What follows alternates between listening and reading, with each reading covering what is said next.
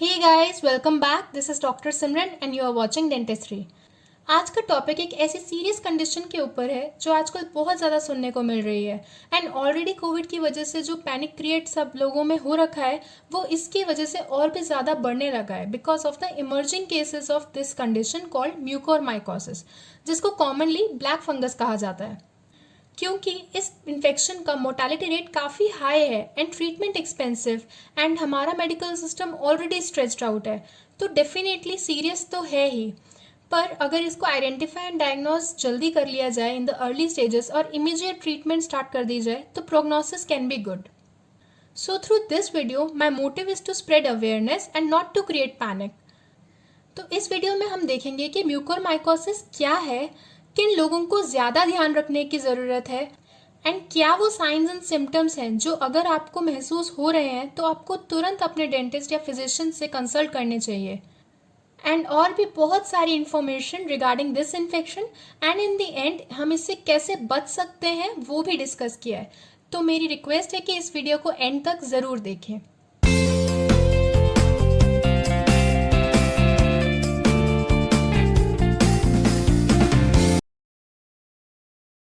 Mucormycosis also called as zygomycosis एक fungal infection है जो कि एक ग्रुप ऑफ मोल्ड्स यानी म्यूकोरमाइसिटिस की वजह से हो रहा है।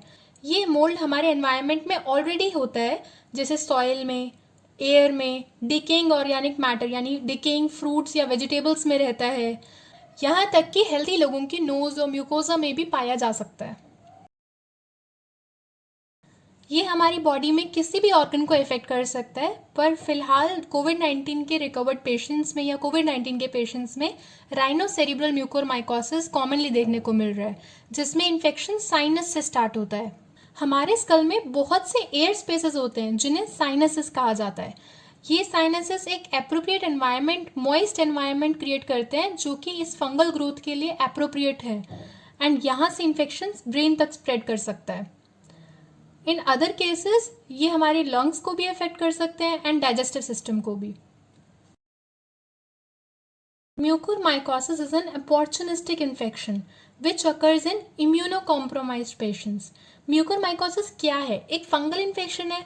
जो भी ये ऑर्गेनिजम्स होते हैं जैसे बैक्टीरिया, वायरस, फंगस, तभी ग्रो करते हैं जब इनको एक सूटेबल एनवायरनमेंट मिलता है फॉर देयर ग्रोथ। एंड जिस इंसान की इम्यूनिटी वीक हो गई है ऑलरेडी किसी और कंडीशन की वजह से, जैसे कोविड-19, कैंसर कीमोथेरेपी के पेशेंट्स में, एड्स के पेशेंट्स में, या प्रोलॉन्ग्ड आईसीयू स्टे या हॉस्पिटल स्टे, कोई और कोमोबिडिटीज़ हैं, पोस्ट ऑर्गन ट्रांसप्लांट या कोई भी और वजह से जब इम्यूनिटी वीक हो रही है तो इस तरह के इन्फेक्शंस होने लगते हैं। म्यूकोरमाइकोसिस एक बहुत ही रेयर कंडीशन है जो कोविड-19 से पहले भी होती थी, but recently with the rise in the COVID cases mucormycosis के केस भी राइज होने लगे हैं, primarily affecting people recovering from कोविड-19। मोस्ट फ्रीक्वेंटली उन लोगों में जिनको अनकंट्रोलेबल डायबिटीज़ है। एक रिसर्च में ऐसा पाया गया है कि 75% केसेस म्यूकोरमाइकोसिस के कोविड-19 के पेशेंट्स में हो रहा है जिनको डायबिटीज़ थी एंड उनमें से आधे लोगों को तो पता भी नहीं था कि उन्हें डायबिटीज़ है। This is because of the lack of routine screening. दूसरा फैक्टर है कोविड में यूज़ करी जा रही steroid therapy which is prescribe to reduce कोविड-19 induced inflammation which can be life saving but will also increase the blood sugar levels and weaken the immune system and is related to increase in the mucormycosis infections.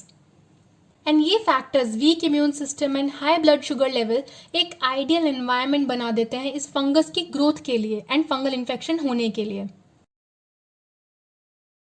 अगर infection sinus और brain में grow कर रहा है तो fever हो सकता है, नोज ब्लॉक और नेजल ऑब्स्ट्रक्शन हो सकती है। There can be swelling in the eye और चीक्स, वन साइडेड हेडेक होगा, ब्लैक ड्राई क्रस्ट्स हो जाएंगे नोज में, ब्लैकिश या ब्लडी नेजल डिस्चार्ज होने लगेगा, लोकलाइज्ड पेन होने लगेगा चीक बोन्स में, ब्लैकिश डिस्कलरेशन हो सकती है नोज के ऊपर वाली स्किन पर, या ब्लैक डिस्कलरेशन आपके तलुए में, पैलेट में देखने को मिलेगा। सडनली बहुत ज़्यादा दांत में दर्द होने लगेगा या फिर दांत ढीले होने लगेंगे, लूज होने लगेंगे, या दांतों में से और या फिर आपके जो मसूड़े हैं वहाँ से हो सकता है पस ड्रेन होने लगे। अगर लंग्स इफेक्ट होंगी तो क्या सिम्टम्स होंगे? कफ हो सकता है, चेस्ट पेन हो सकता है, शॉर्टनेस ऑफ ब्रेथ हो सकता है, एंड अगर म्यूकोरमाइकोसिस डाइजेस्टिव सिस्टम में हो रहा है तो पेट में दर्द होगा, नॉजिया होगा, वॉमिटिंग आने लगेगी, गैस्ट्रोइंटेस्टाइनल ब्लीडिंग होने लगेंगी। ये कुछ सिम्टम्स हैं। ये symptoms typically 2 to 3 weeks after covid infection देखने को मिलते हैं। How you get the infection?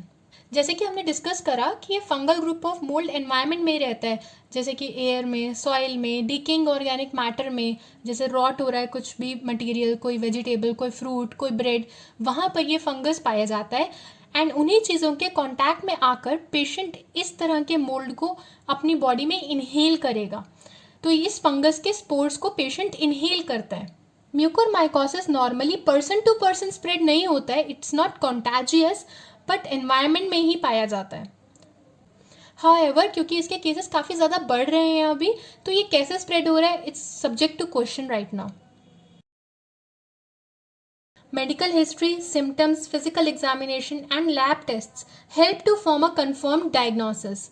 Now for the lab investigations, affected area से fluid sample collect किया जाता है and lab में send किया जाता है, या फिर टिश्यू बायोप्सी भी ली जाती है, यानी कि जो भी अफेक्टेड ऑर्गन है, जो भी अफेक्टेड एरिया है, उसका एक छोटा सा टिश्यू का टुकड़ा लेकर के उसको एनालाइज किया जाता है for mucormycosis under the microscope या फिर फंगल कल्चर करके।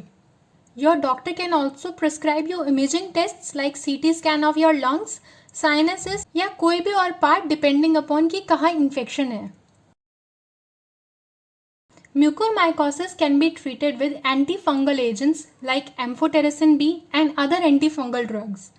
सिवियर केसेस में केयरफुल सर्जिकल डिब्राइटमेंट टिश्यू की होगी, या फिर even removal of the infected या जो भी डेड टिश्यू है उसको रिमूव करना पड़ सकता है to keep the fungus from spreading.